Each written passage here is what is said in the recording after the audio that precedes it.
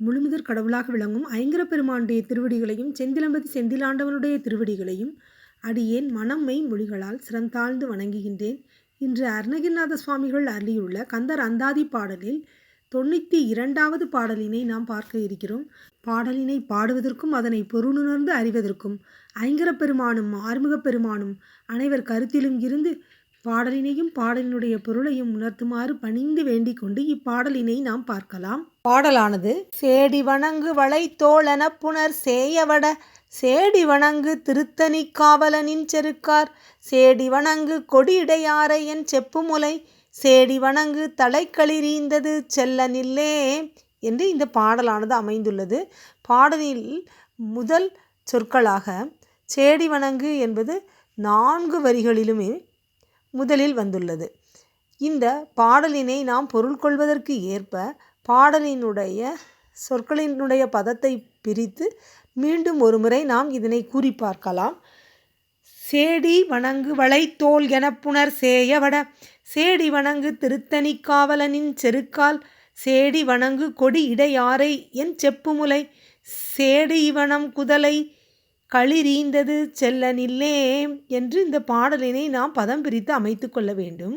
இந்த பாடலானது அகப்பாடல். புதல்வன் மேல் வைத்து அணைந்த வழி ஊடல் என்ற துறையை சார்ந்தது. பாடி வந்த இத்தனை கந்தரந்தாதி பாடலும் சீச்சி சேச்சே டீ தேத்தே என்னும் 8 எழுத்துக்களுள் அடங்குமாறே முதல் தொடக்கம் அமையுமாறு இந்த கந்தரந்தாதி பாடல் அமைந்திருக்கும். இந்த நூலினுடைய வரலாறானது பெரும் புலமை வாய்ந்தவரும் தம்மோடு வாது செய்து தோற்றவர்களின் காதை குறடு கொண்டு குடைந்து தோண்டும் வழக்கத்தை தமது கல்வி செருக்கால் கையாண்டவரும் மிக அற்புதமான வாக்கில் பாரதத்தை பாடியவருமான இந்த வில்லிபுத்தூராருக்கும் ஒரு முறை தருக்கம் ஆகியது. அப்போது ஆசு கவியாக அருணகிரிநாத சுவாமிகள் பாடிய நூல்தான் இந்த கந்தரந்தாதி. அருணகிரிநாத சுவாமிகள் இந்த கந்தரந்தாதி பாடலை ஒவ்வொன்றையும் பாடி வர ஒவ்வொன்றிற்கும் உரை உடனடியாக கூறுவது வில்லிபுத்தூரார். அவர் 54வது செயலுக்கு உரை கூற முடியாமல் திகைத்து தோல்வியுற்றார். அதற்கு அருணகிரிநாத சுவாமிகளே உரை கூறினார். இந்த போட்டியில் பாடமாட்டாமலோ அல்லது உரை காண முடியாமலோ தோல்வியுற்றவர் காதை அறுப்பதாக ஒட்டினதற்கு ஒத்தவாறு வில்லிபுத்தூராரது காதை அறுத்து இழிவுபடுத்த வேண்டும். ஆனால் அவர் அவ்வாறு இழிவுபடுத்தாமல் இனி கருணைக்கு விரோதமான இல்வாழ்க்கையை நீங்கள் விட்டுவிட வேண்டும் என அவருக்கு புத்தி சொல்லி அவர் கையில் இருந்த குறட்டை முறித்து எரிய செய்தார். அருணகிரிநாதரினுடைய கருணையை எண்ணி அனைவரும் கருணைக்கு அருணகிரி என்று கூறுவது வழக்கு. போட்டியிட்டு பாடப்பட்ட நூல் என்பதால் பொருள் காண்பது எளிதான முறையில் விளங்காத வழியில் அமைக்கப்பட்டுள்ளது. அதனால் தான் கந்தரந்தாதியை பாராதே கழுக்குன்றத்து மாலையை நினையாதே என்ற உலக வழக்கு ஒன்று தோன்றியது.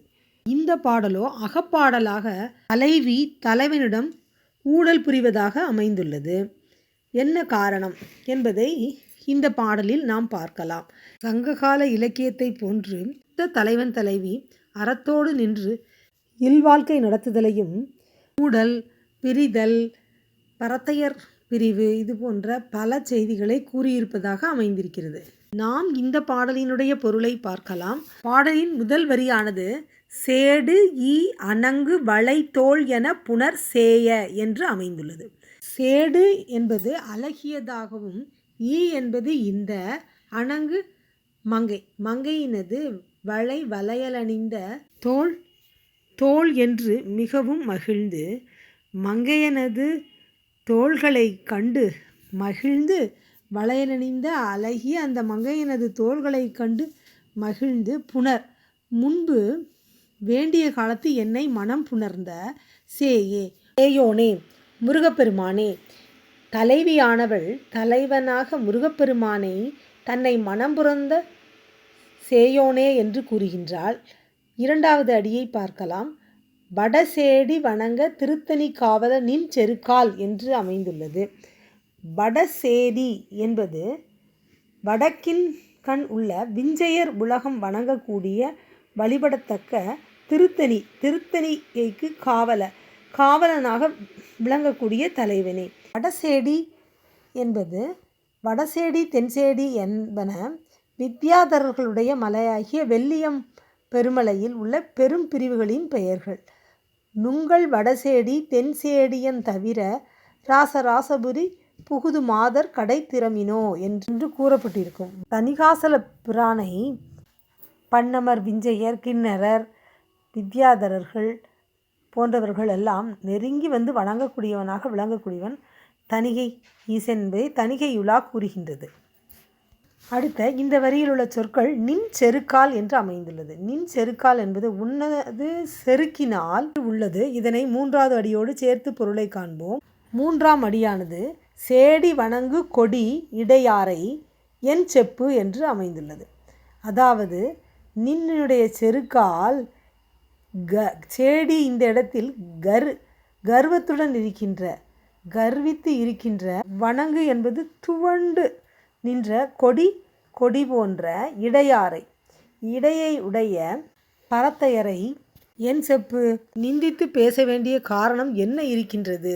அதாவது தலைவியானவள் பரத்தையரை பற்றி இங்கு தலைவனிடம் ஊடல் புரிவதற்கு என்ன காரணம் இருக்கிறது என்பதை 4வது வரியில் பார்க்கலாம். 4வது வரியானது முளைச்சேடு இவனம் குதலை களிறு ஈந்தது செல்ல நில்லே என்று உள்ளது. இதில் முதல் சொல் முளைச்சேடு என்பது இது தலைவி தன்னுடைய கொங்கையினுடைய திரட்சியை இவ்வனம் இப்படி இழகச் செய்தது. குதலை என்பது மலலை சொல்லையுடைய, களிறு என்பது தன்னுடைய பாலகனை கூறுகின்றாள். என் பாலகன் ஈந்தது, இவ்வாறு என்னுடைய திரட்சியான கொங்கையை திரட்சியின்மை ஆகும்படி செய்தது. என் பாலகன் குலைந்து இழகும்படி செய்தது. ஈந்தது என்பது தந்துவிட்டது. ஆதலால் செல்ல என்னிடம் வராமல் செல்லும்படி நில், தொலைவாக நில் என்று இங்கு தலைவி தன்னுடைய தலைவனை நோக்கி நீ பரத்தையிடம் சென்று வந்த காரணம் இதுதான் போலும். அதனால்தான் அந்த பரத்தையரை பற்றி நான் என்ன பேச வேண்டி இருக்கிறது. இந்த அகப்பாடலாக அமைந்த இந்த பாடல் அணைந்த ஊடல் என்னும் துறை பற்றியது. பரத்தையர் பிரிவு, தலைவி உணர்ந்து தலைவனோடு புலத்தல் என்னும் பகுதி. தலைவனானவன் பரத்தை வழி சென்றதாக உணர்ந்த தலைவி தலைவனோடு பிணக்கூறுகின்றாள். எனது எவ்வன பருவத்தை இம்மழலை சொல்லையுடைய பாலன் வேறுபடுத்தினன். ஆதலால் இப்பரத்தையற் பாற்றானே செல் என்பால் வரவேண்டியதில்லை என்று கூறுகின்றார். இதே பொருள்பட அமைந்த பாடலை திருவாசகத்தை எழுதிய நம் மாணிக்க வாசகனார் திருக்கோவையாரில் அழகாக 390வது பாடலில் இதே பொருளை அப்படியே கூறியிருக்கின்றார். இன்பம் பனி முழுது அன்பாக் கொண்டு பின்பும் புதிதாய் அன்பு பேணியது. தோழியால் ஊடல் தணிவிக்க பெற்ற அணையில் இருக்கக்கூடிய சிவ தலைவி தலைவன் செய்யும் ஊடல் செயல்களாகிய பலவற்றையும் அன்பாக ஏற்றுக்கொண்டு பின்பும் புதிதாய் அன்பை விரும்பி யாம் மேனி முழுதும் அன்பு பால் சுரக்க இருப்பேன். நீ செய்கின்ற இக்கள்ளத்தை விரும்பேன். அதனால் என் காலை தொடாது ஒளி, என் கையை விடு என்று கூறுகின்றாள். இதனை சேரான் திகழ்வயற் சிற்றம்பலத்தவர் தில்லை நகர்வாய் வேரான் திகழ்கண் நிலையார் வெகுள்வர்மை பாலன் செய்த பாரான் திகழும் பரிசினம் மேவும் படிர்வவே காரான் தொடரொடரேல் விடு தீண்டலங் கைத்தலத்தே. இது சேல்மீன் விளங்கும் வயலையுடைய சிற்றம்பலவனது தில்லையில் உள்ளவராகிய வேல்போலும் கண்ணையுடைய இளைய காதலிகள் நீ செய்கின்ற இதனை அறிந்தால் நின்னை வெகுள்வர். அஃதில்லாமலும் என் மேனி சிறுவனால் உண்டாக்கப்பட்ட பால் தோன்றும் தன்மையை உடையேன். மேலும் யாம் இருவரும் பொருந்தும் நாணமற்ற கள்ளத்தை விரும்பேன். அதனால் எம் காலை தீண்டாதே, எம்மை தொடவேண்டா, எம் கைத்தலத்தை தீண்ட வேண்டாம், விடு என்றவாறு விருந்தேற்று தன் பாலன் வாயிலாக தோழியால் ஊடல் தணிந்து சிவத்தலைவியானவள் இங்கனம் ஊடல் கொள்வது மீண்டும் அன்போடு சேருவதற்காக என்பதை புலப்படுத்துகின்றது. இந்த திருக்கோவையார் சிற்றின்ப நோக்குடையோனுக்கு சிற்றின்ப நூலாக தோன்றும், கணக்கறிஞனுக்கு கணக்கு நூலாக காணப்படும், அந்தணர்களுக்கு வேதமாம், யோகியர்களுக்கு ஆகமத்தின் காரணமாகவும் விளங்கக்கூடியது. அனுபவ ஞானியுமான மாணிக்கவாசக சுவாமிகள் அனுபவ ஞான நூலாக செய்த இதனை நாம நூலாக கருதுவது பெரும் பிழை. அனுபவ நிலையிலே நுகர்வான் உயிராகிய தானும் நுகரப்படுகின்ற பொருள் சிவமாகிய பேரின்பமாக இருக்கும் பற்றியை திருவுளத்தெண்ணி இவர் பாடியிருப்பார். இந்த பாடலில் தலைவியானவள் தன் பாலகனை தந்ததால் அவன் மீது பற்று கொண்டிருக்கின்றாள். அவள் பர அபரஞானமாகிய அந்த கொங்கைகள் தளர்ந்து விட்டன. பரஞான அபரஞானத்தினால் பதியாகிய தலைவனை அடைய முடியாது. பதிஞானத்தை அவன் அருள அவனை அடைய முடியும். அதனையே முன்பு தான் இருந்த நிலையையும் கூறி தனக்கு பாலகனை தந்து இவ்வுலகப்பற்றை தந்தாய்.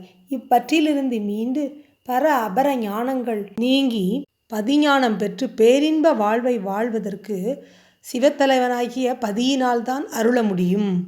பர அபர ஞானங்கள் கைவரப்பெற்று சிவஞானத்தை தேடக்கூடிய அத்தகைய இளையவர்களையே நாடி சென்றிருக்கிறான் என்பதை இங்கு குறிப்பிட்டு ஒத்த அன்புடைய தலைவன் தலைவியினுடைய ஊடல் நிகழ்ச்சியை இங்கே எடுத்துக்காட்டி அறத்தோடு நிற்றலையும் இங்கு விளக்கி இருக்கின்றார் நம் அருணகிரிநாத சுவாமிகள். நாம் மீண்டும் ஒரு முறை இந்த பாடலினுடைய சுருங்கிய வடிவத்தை பார்த்து இப்பாடலினை நிறைவு செய்வோம். தணிகை மலையில் வாழக்கூடியவனே, முன்பு என்னை மிகவும் அழகுடையவள் என்றும் மனம் புணர்ந்த சேயவனே, நீ இப்பொழுது கலந்த களிப்பால் பீதியடைந்த பரத்தையரை யான் நிந்தித்து பேச வேண்டிய காரணம் என்ன இருக்கிறது? எனது யவ்வன பருவத்தை இம்மழலை சொல்லையுடைய பாலகன் வேறுபடுத்தினான். ஆதலால் அப்பரத்தையர் பாற்றானே செல் என்பால் வரவேண்டியதில்லை என்று கூறி பதியிடம் மிகுந்த அன்புடையவளாகிய அந்த தலைவி பாலகனை காரணம் காட்டி ஊழல் கொண்டு மீண்டும் பதியினை அடைவதற்காக இவ்வாறு கூறுகிறாள். நாமும் நம்முடைய சொந்த பந்தங்களில் பற்றுக்களை கொண்டு பர அபர ஞானங்களிலும் கருத்து செலுத்தாமல் பதிஞான பெற முயலாமலும் இருக்கின்றோம். இந்த நிலைமையிலிருந்து மாறுவதற்கு தலைவனாகிய இறைவனேதான் காரணம் என்று அவனையே வேண்டி அவனுடைய பதிஞானத்தை பெற்று பேரின்ப வாழ்வு வாழ முருகப்பெருமானுடைய பாதம் பணிந்து வேண்டிக் கொண்டு இப்பாடலினை நிறைவு செய்வோம்.